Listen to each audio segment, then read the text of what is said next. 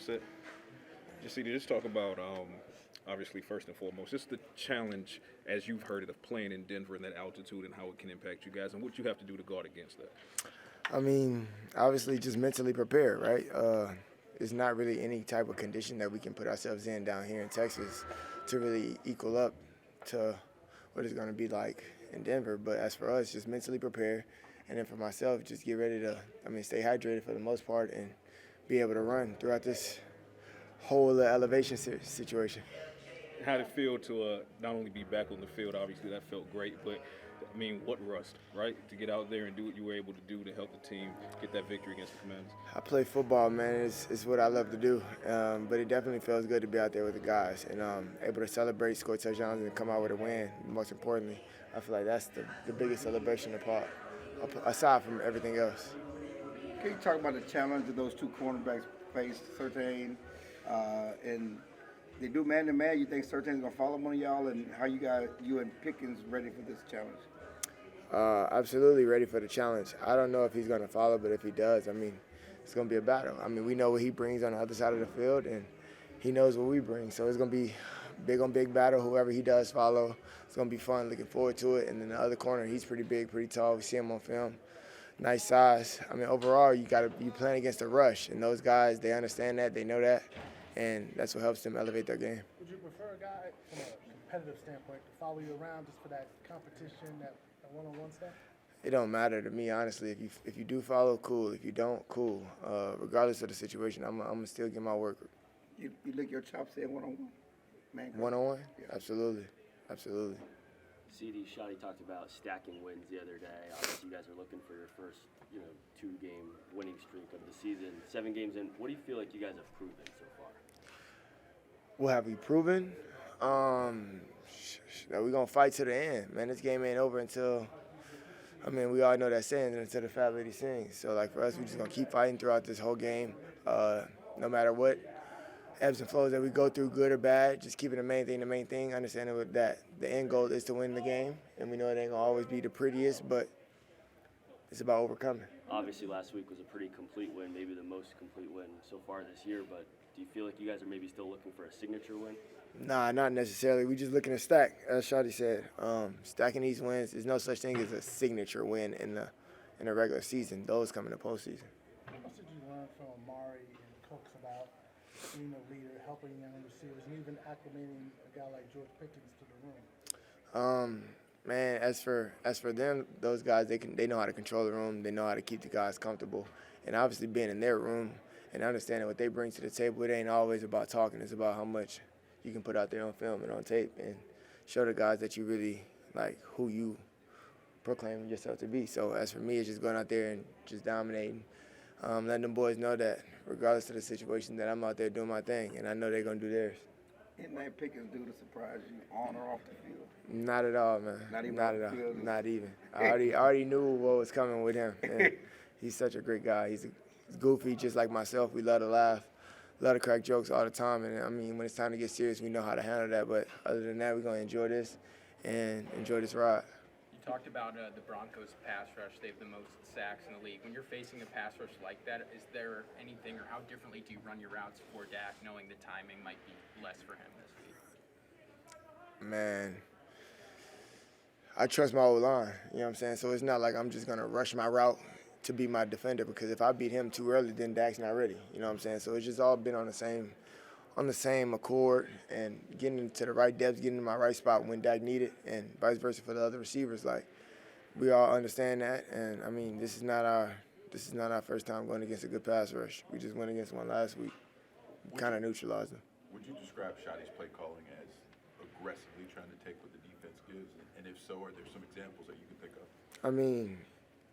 Yeah, but I'm not going to give no examples because a lot of people like to, watch these things. So, but as for Shotty, you give us an op, and I'm pretty sure he's going to take it. I don't know when, but we talk a lot on that sideline and just kind of give him our eyes, because sometimes, he can't see what we see. So shout out him for that, and just being open to us and understanding, we have a different POV than, maybe the quarterback, because he got the D-line in front of him. So just us seeing how things play out, it's amazing. But shout out Shotty for trusting in us. How have you evolved in being able to give that quality information, like you said, on the sidelines? I mean, being able to communicate, and I feel like there's a way to communicate professionally and not really just getting mad at the simple fact that, you know, you may not be getting the target that you want, or the ball is not, or the game is not going your way. But as far as getting your message through, I mean, just going up, having a talk, hey, they're playing cloud here, or on this down, they're doing this. And I mean, guys have tendencies. You just expose those tendencies. CeeDee, yesterday Javonte was talking about acupuncture, and you introduced him to it. Yep. What does it do for you, and how'd you get into it? I've been into it since I got in the league. So I guess for me, it's just all about, like, for me, it was just staying young and staying available. So I was 20 years old coming in, and I always wanted to feel 20, and that's going to be my mantra, even when I'm 30 and however long after that. So just getting my body back right, staying loose, staying free, feeling fast, and I have a doctor who does. He gets right. Do you feel young right now? Do I feel young? Absolutely. What age are you feeling right now? I'm feeling like 21. CeeDee, speaking of Javonte, he's obviously facing his former team this week. Yeah. Does that give the other guys on offense more juice to want to go out there and win the ball? We were talking about that. It's crazy to say, but at the end of the last game, it was like, oh, we're going to Denver next week, huh? And he was like, yeah. I'm kind of already mentally preparing himself. He's mentally preparing himself for that. So it's for him, it's just riding for our dog, man. You know what it is. We all locked in, and at the end of the day, we know he want to come out this winning, and we're going to play for him, and obviously for us, it's going to be beneficial for us. What sort of element has he provided this offense this year?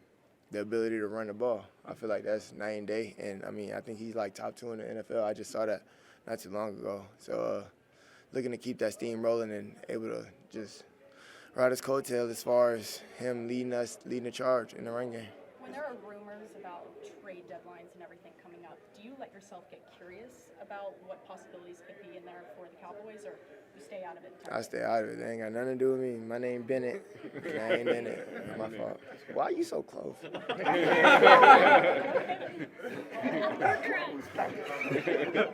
CeeDee, do you want to see Aubrey try a 70-yarder if that presents itself? I know he gonna make it. But if it, I hope it don't present itself. But if it does, I'm excited for it. Denver with that altitude, I mean, it could be the moment. The ball will travel too, so I'm excited. And one more, Javonte, the punishing way he runs and the way he doles out punishment to the opposing defenders, how much juice does that give you guys? I mean, it's surprising, but then again, it's not, because I saw his rookie year when he played us, and they beat us 30-16 in Dallas. It's like, who is this kid? You know what I'm saying? He's running through our D linemen, linebackers. But I mean, to see him back healthy off his ACL tear and then doing it again, I mean, it's like, what you see is what you get. Keep him healthy, you get a dog.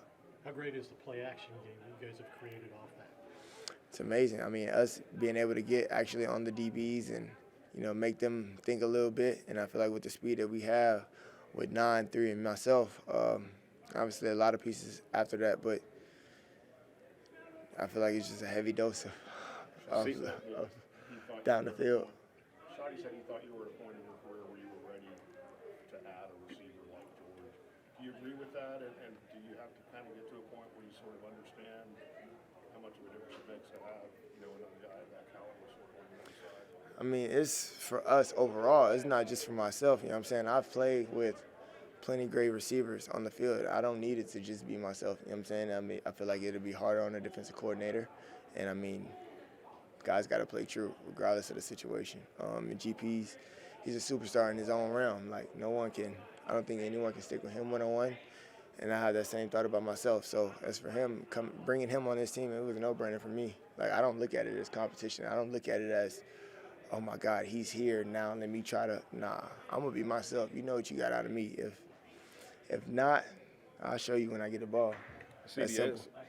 As his teammate, I mean, you've seen the journey twice now that DeMarvion has had to go through. Yeah. Just how happy are you to see him back on that practice field and with the energy that he brings? I'm excited for him. I told him, don't come back unless you 1,000% ready. I get it 100, but you never know. Like, post first game, you get a little sore and then things start going, you know? So just treat it right, man. Don't rush it, bro. We need you. So as far as him being out there and seeing him flying around and pass again, I mean, that's exciting. It's almost like you're itching, like, oh, he's ready. He can go right now. But I know he's thinking the same thing. So shout out to the training staff, just keeping him chained up. We gonna let that dog out loose. Can't wait. Appreciate y'all. Thank you.